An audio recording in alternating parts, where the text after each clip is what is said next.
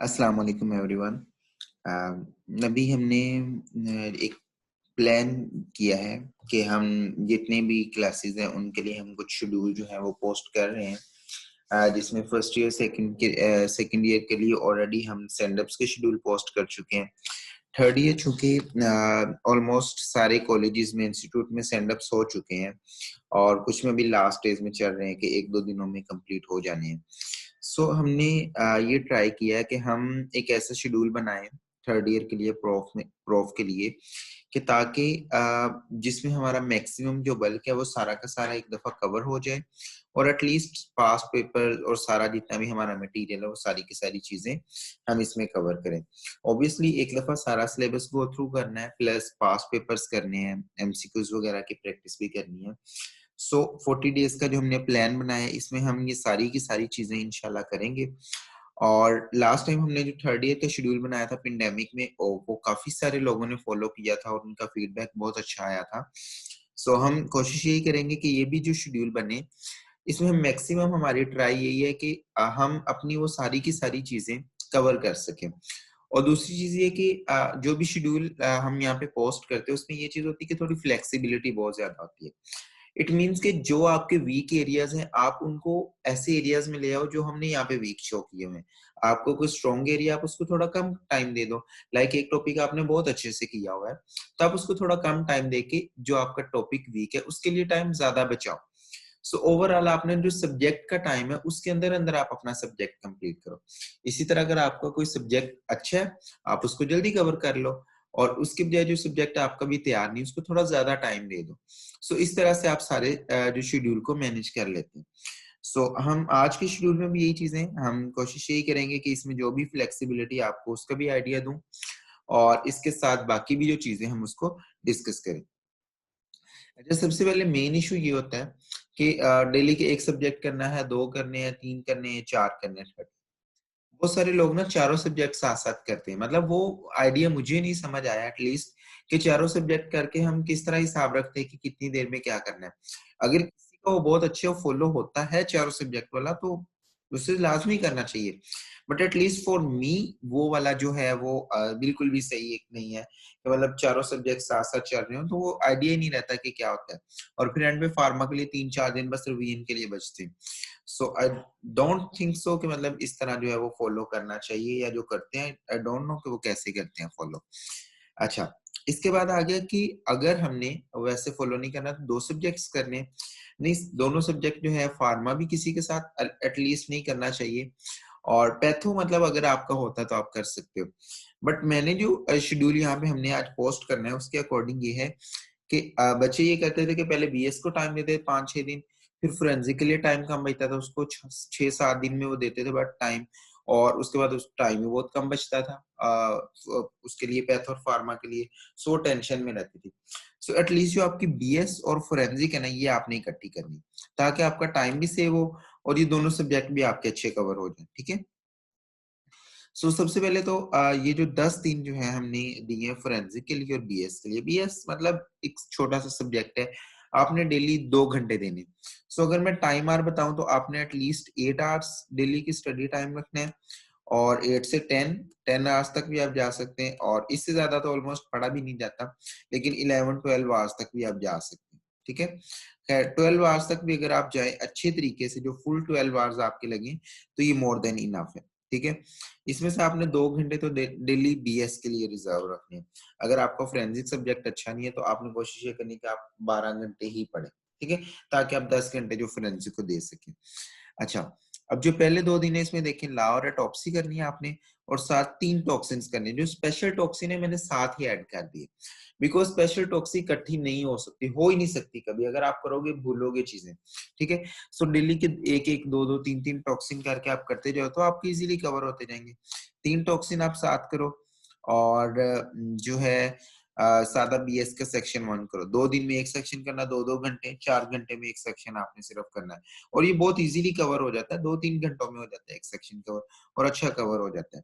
उसके बाद जो डे 3-4 है इसमें आपने फोरेंसिक का सेक्सोलॉजी, थेनाटोलॉजी और 3 टॉक्सिन और करने और साथ बीएस का सेक्शन 2 और 3।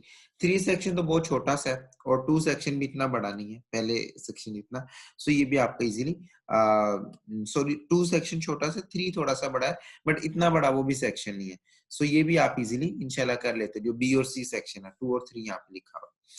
डे 5 और 6 पे आपने ट्रोमाटोलॉजी, ये सिर्फ ट्रोमाटोलॉजी इसलिए रखा है क्योंकि जनरल और स्पेशल ट्रोमाटोलॉजी काफी लेंथी है, सो 2 दिन आपने प्रॉपर इसको देने और सिर्फ एक टॉक्सिन साथ रखा है, और सेक्शन भी बीएस का मैंने बहुत आसान इसके साथ 4 रखा है। सो ट्रोमा आपका थोड़ा मेजर पोर्शन और काफी लेंथी भी है, थोड़ा सा आप कह लें, सो इस पे टाइम लगता है, सो 2 दिन इसको प्रॉपर देने हैं। बीएस का सेक्शन अगर नहीं होता तो आप नेक्स्ट के साथ भी ये सेक्शन कर सकते हैं, ठीक है। सो सिर्फ एक टॉक्सिन के साथ आपने ये इजीली करना। हाँ, अगर पहले टॉक्सिन ही कवर हुआ है या आपका ट्रोमाटोलॉजी अच्छी से कवर हुआ है, तो आप यहाँ एक टॉक्सिन या यहाँ भी 3 टॉक्सिन कर लें, ठीक है, तो आपका इजीली कवर हो जाएगा। उसके बाद डे 7-8 जो है, इसमें आपने पर्सनल आइडेंटिटी, स्पेशल टॉक्सी और जो जनरल टॉक्सी और स्पेशल टॉक्सी की जो टॉक्सिन रह जाएंगे, और साथ बीएस का सेक्शन 5, ये भी 2 दिन में हो जाएगा। उसके बाद डे 9-10 एक दिन में आप स्पेशल टॉक्सी को रिवाइज करें, डे 9 पे प्रॉपरली अच्छे तरीके से, और साथ आप फ्रेंड्स पढ़ें, थोड़ी सी बीएस की उसके क्वेश्चंस देखें, और डे 10 पे आप दोनों के पास्ट पेपर्स करें। आई होप सो कि ये जब आप फॉलो करेंगे, इंशाल्लाह इंशाल्लाह ये बहुत अच्छी है, आपकी दोनों की कॉम्बिनेशन बन के फॉलो हो जाएगी। उसके बाद अगर आपको स्टिल लग रहा है कि थोड़ा सा इशू है या इन दोनों सब्जेक्ट में, तो आप डे 11 भी इसको दे दें, मतलब हम आगे उसको कवर कर सकते हैं, ठीक है। सो बस इससे ज्यादा टाइम आपने नहीं देना। अगर फिर कुछ रहता है तो आप छोड़ दो, वो आप प्रोफ के अंदर जो आपका टाइम होगा, लाइक बीएस में 3 छुट्टियां, तो उसमें कवर हो जाएंगी चीजें, ठीक है। उसके बाद डे 11 से अगर आप शुरू करें, डे 11, 12, 13 जो है 3 दिन है, और इसमें आपने क्या करना है, सिर्फ cell injury, inflammation and mycology. Micro का आपने साथ एक पोर्शन लाजमी साथ लेके चलना है, क्योंकि अगर आप माइक्रो के लिए छोड़ दोगे, फिर आप एंड पे टेंशन में रहते हो, यार मेरी सारी माइक्रो रहती। सो जो छोटे पोर्शन है वो आप इजीली कवर कर लो। 3 दिन 3 टॉपिक इजीली कवर हो सकते हैं। इन्फ्लेमेशन बहुत इजी है, सेल इंजरी बहुत इजी है, बार बार आप पढ़ चुके, कोशिश करें इनको 2 दिनों में तीनों टॉपिक्स को करें। सो ये आपने करने हैं। उसके बाद डे 14-15, इस पे आपका रिपेयर, हीमोडायनामिक्स, तो दोनों बहुत छोटे, रिपेयर तो बहुत छोटा सा टॉपिक है, हीमोडायनामिक्स भी छोटा, एक दिन में ये करें, एक दिन में वायरोलॉजी देखें, वायरोलॉजी की मेजर चीजें जो आपने कवर करनी है वो करें। अगर यहाँ से टाइम बच सकता है तो आप यहाँ से टाइम बचा के यहाँ पे ऐड करें। फिर 16, 17, 18 3 दिन इम्यूनो जेनेटिक्स, और इम्यूनो आपको तो थोड़ी लेंथी है, सो 3 दिन इसलिए, जेनेटिक्स तो आपका घंटा 1.5 घंटे का काम आपने कैप्लान से करना है, अगर आपने रोबिन से भी करना है तो भी आपको इतनी देर का काम है, 2 घंटे का। सो बेसिकली आपने इम्यूनो को टाइम देना प्रॉपर, 3 दिन में आप इम्यूनो तैयार करें, ठीक है। अगर किसी ने नहीं की हुई है, किसी ने की भी हुई है, तो आपकी इम्यूनो अच्छी तैयार हो जाएगी। फिर उसके बाद 19-20 नियोप्लेजिया एंड पैरासाइटोलॉजी, अगेन एक एक दिन में आपने दोनों टॉपिक्स को रिवाइज करना है। आई होप कि यहाँ तक कोई इशू नहीं होगा। ये आपके 6 और 7, 8, 9, 10 डेज यहाँ तक हुए। मेरा ख्याल है कि अगर आप इसको 8 डेज तक भी लेके जाना चाहें तो ये मुश्किल काम नहीं है कि आप यहाँ तक 8 डेज में इतनी पैथो कवर कर सकते हैं इजीली। उसके बाद जो आपका 4 दिन आपने देने हैं, 4 से 5 दिन आपने स्पेशल बैक्टीरिया, जनरल बैक्टीरिया और पास्ट पेपर सारे जो करने हैं। आपने कोशिश करनी कि ये आपने जब 10 दिन करने ना, इधर से आपने जनरल के पास्ट पेपर साथ करके यहाँ से चलना है।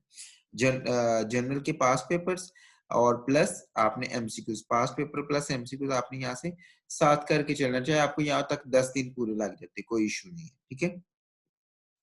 उसके बाद आप 4 दिन दें बैक्टीरियो को, स्पेशल बैक्टीरियो को, इसके पास्ट पेपर बस साथ ही करें और एमसीक्यूज इसके देख लें, तो आई थिंक 5 दिन में ये मोर देन इनफ टाइम कि आप इजीली कवर कर सकते हैं, ठीक है। सो होप सो 25 डेज में आपकी patho, forensic and BS cover हो चुकी है। अब आपने 15, 16, 17 डेज बच गए हैं आपके पास, ठीक है। इसमें आपने फार्मा करनी है। इसमें सबसे पहले आपने फार्मा के एंड वाले दिन भी निकालने, 2-3 दिन रिवीजन के लिए भी, और एक दफा कवर भी करनी है। सो उसके अकॉर्डिंग हमने डे 26, 27, 28 3 दिन है। General pharma, ANS, GIT 3 topic. आपको होता है जनरल फार्मा 1 दिन का काम है, बड़ी इजीली आप 1 दिन में, बल्कि हाफ डे में भी आप कवर कर सकते हैं। उसके बाद जो आपका एएनएस है 1.5 डेज को दें, जीआईटी को हाफ डे दें, इनको रिवाइज करें, इनके पास पेपर करें, 3 डेज में हो जाएंगे इंशाल्लाह। उसके बाद ये 4 दिन है 29, 30, 31, 32। इसमें सीरियस ब्लड, इनमें से एक एससीक्यू है, और एंडोरेस्पो। एंडोरेस्पो आपको पता है बहुत इजीली 1 दिन में हो जाती है दोनों, और सीवीएस ब्लड 2 दिन में, 3 दिन में हो जाते हैं, बट स्टिल 1 दिन इजाफी दिया। इसके पास पेपर एमसीक्यू सारी चीजें आप इसके देखें, ठीक है। उसके बाद आपके 3 दिन है जिसमें आपने सीएनएस करना। अगर आप यहाँ से टाइम बचा सकते हैं ना तो लाजमी 1 दिन बचाएं, ताकि आप सीएनएस को थोड़ा टाइम दें, क्योंकि मोस्टली बच्चों ने सीएनएस कवर नहीं किया होता। सो सीएनएस, एनएसएड्स ये दोनों करें और साथ आप कीमो को स्टार्ट कर दें इसके बाद, ठीक है। 3 दिन में आप ऑलमोस्ट 34 डे पे आप कीमो स्टार्ट कर चुके हैं, ठीक है। उसके बाद आपने कीमो जो है अगले 2-3 दिन कीमो को देने, 3 दिन दें, 4 दिन दें। अगर आपने 34 डेज से किया तो 4 दिन दें, 35 डेज से दिया तो 3 दिन दे दें। 3 पोर्शन है डेली का, 1 पोर्शन आप करें कवर उसका, ठीक है। और कीमो वैसे भी पहले काफी बच्चों ने अच्छी भी की होती है। सो होप सो इसमें आपको इतना वो वाला इशू नहीं होगा। अगर आपने ये अच्छी नहीं की, कोई दूसरा टॉपिक अच्छा है, तो वहां से टाइम बचा के ऑब्वियसली कीमो को आपने टाइम देना है। स्टिल मैंने आपको यहाँ पे तकरीबन 4 से 5 डेज आपको कीमो के लिए बचेंगे। सो आपने इनको यूटिलाइज करना है उसके अकॉर्डिंग, ठीक है। उसके बाद आपका जो है ये कंप्लीट हो जाएगा एक दफा सिलेबस सारा का सारा। उसके बाद आपने क्या करना है जी, पास्ट पेपर्स करने 1 दिन में, जो आपका 38 डे होगा। फिर 39, 40, 41 इन 3 डेज में आपने रिवाइज करना है। 2 दफा रिवीजन कोशिश करनी है आपने, टेबल मिनी के जो भी समथिंग लाइक आपने करनी है वो सारी चीजें आपने रिवाइज करने के लिए करनी, ठीक है। सो होप सो ये भी आपका फॉलो होगा। सो आई थिंक अगर आप ये 41 डेज का प्लान फॉलो करें और इसके अकॉर्डिंग आप चलाएं, तो आई डोंट थिंक सो कि आपकी कोई चीज रहती है अगर आपने थोड़ा बहुत भी पहले पढ़ा हुआ है। अगर आपके कुछ सिलेबस बहुत ज्यादा पढ़ा हुआ तो कोई इशू नहीं है, आप अंदर से 1-2 टॉपिक निकाल दें, कोई मसला नहीं है। खास तौर पे अगर आपकी फार्मा का इशू है तो आप पैथो को थोड़ा कम कर दें, पैथो में छुट्टियां हैं, वहां पे एक आधा टॉपिक कवर कर लेना। इसी तरह फोरेंसिक में आपको छुट्टियां हैं, बीएस में है, तो आप यहाँ से 1-1, 2-2 दिन निकालो ऊपर वाले पोर्शन से, यहाँ से 1 दिन निकालो यहाँ से, तो आप फार्मा को ज्यादा दो। अगर आपका फार्मा अच्छी है, पैथो का मसला, पैथो को थोड़ा टाइम दे दो, ठीक है। फोरेंसिक बीएस से निकाल के, बट फार्मा के लिए एटलीस्ट आपने 14-15 डेज सेव रखने, ठीक है। सो होप सो इस शेड्यूल से आपको काफी चीजें समझ आ गई होंगी। लास्ट पे आपकी प्रायोरिटी लिस्ट है, जिसके अकॉर्डिंग आपने कौन से टॉपिक को प्रायोरिटी लिस्ट पे रखना है। ये बहुत इंपॉर्टेंट लिस्ट है और आपने इसको लाजमी फॉलो करना है। सबसे पहले फार्मा में ANS, CVS, chemo, endo, respo, GIT और सॉरी रेस्पो दोबारा आ गया, एनएससिड, जनरल, सीएनएस, ब्लड। अब देखिए आपकी ये प्रायोरिटी लिस्ट है। एएनएस सबसे पहले आपको अच्छा आना चाहिए, सीवीएस, ब्लड, कीमो, एंडो, ये आपकी टॉपिक बिल्कुल क्लियर होने चाहिए। उसके बाद जो आपके जीआईटी, रेस्पो, एनएससिड, ये भी आप अच्छे करें, क्योंकि एनएससिड में एक पूरा एससीक्यू आना है, जीआईटी रेस्पो में से एक पूरा एससीक्यू आना है। सो ये 2-2 चैप्टर हैं, तो आप ये भी अच्छे से करें। एंड पे सीएनएस, जनरल, और अगर आप ब्लड के जो टॉपिक्स हैं आप थोड़ा सा इनको कर सकते हैं, मतलब लाइक एंड पे रख सकते हैं, मतलब अगर ना भी कवर हो कोई इशू नहीं, लेकिन अकॉर्डिंग टू शेड्यूल अगर आप करें तो ये आपके अंदर ही आ जाएंगे, ठीक है। उसके बाद आपका बेसिकली ये प्रायोरिटी लिस्ट का ये मतलब है कि अगर कहीं स्किप करना पड़े आपको सेंटर में, लाइक जनरल मैंने शुरू में दी, अगर स्किप करनी पड़े आप जनरल एक दफा स्किप कर दें, कोई इशू नहीं है, उसके पास पेपर कर लें पे। लेकिन अगर आपको लाइक सीरियस नहीं हो रहा तो वो स्किप आप नहीं कर सकते, ठीक है। तो आपने प्रायोरिटी लिस्ट के ये मतलब है कि अगर कहीं कोई टॉपिक स्किप करना पड़ रहा है तो आप किन टॉपिक्स को स्किप कर सकते हैं एंड तक के लिए, तो वो उस हिसाब से। उसके बाद बीएस का सेक्शन ए, सी और ई तो आपको बहुत अच्छे आने चाहिए, ये आपकी प्रायोरिटी लिस्ट में होने चाहिए कि 3 सेक्शन को तो आपको बिल्कुल 100% आने चाहिए। उसके बाद फोरेंसिक, इसमें टॉक्सी नंबर 1 30 नंबर का पेपर है, 19 में से 30 नंबर का पेपर आपका इसमें से आना है, ठीक है। So 1/3 paper. Traumatology and personal identity almost 20 marks का पेपर यहाँ से आ रहा है, ठीक है। लाइटॉप्सी ऑलमोस्ट अगेन आपका 20 मार्क्स का पेपर यहाँ से आ रहा है, सो 70 मार्क्स तो यहाँ से बन रहे हैं।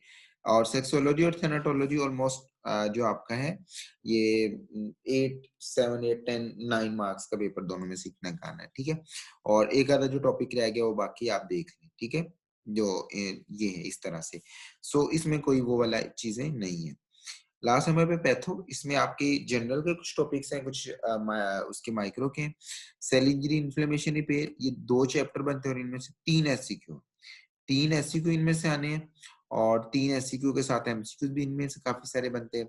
सो ऑलमोस्ट आपका जो है वो इसमें से 30 मार्क्स से प्लस पेपर इसमें से आता है, ठीक है। सो 135 में से इससे ज्यादा। और स्पेशल बैक्टीरियो और जनरल बैक्टीरियो एमटीबी ये मिला के इनमें से 4 एससीक्यू और ऑलमोस्ट ये तकरीबन आपका 40 मार्क्स के करीब या 35 मार्क्स के करीब ये पेपर बनता है। सो ये अगर आप टॉपिक करें तो आपका 70 मार्क्स का यहाँ तक पेपर बन जाता है। फिर माइको पूरा एससीक्यू इसमें से आना है, पैरासाइटों में से पूरा एससीक्यू आना है। फिर जेनेटिक्स, हीमोडायनामिक्स देखें, फिर वायरोलॉजी, नियोप्लेज़िया और इम्यूनो आप एनपी, यानी इस तरह से आपने इसका बनाना है pattern according to number of chapters and the importance. So I hope so कि ये शेड्यूल आपको काफी हेल्प करेगा। इसमें आपने ये सारी चीजें देखनी है, उसके अकॉर्डिंग आप अपना शेड्यूल मैनेज करना है। Best of luck for prof, इंशाल्लाह सब लोग आगे प्रमोट होंगे। और thank you so much. Allah Hafiz.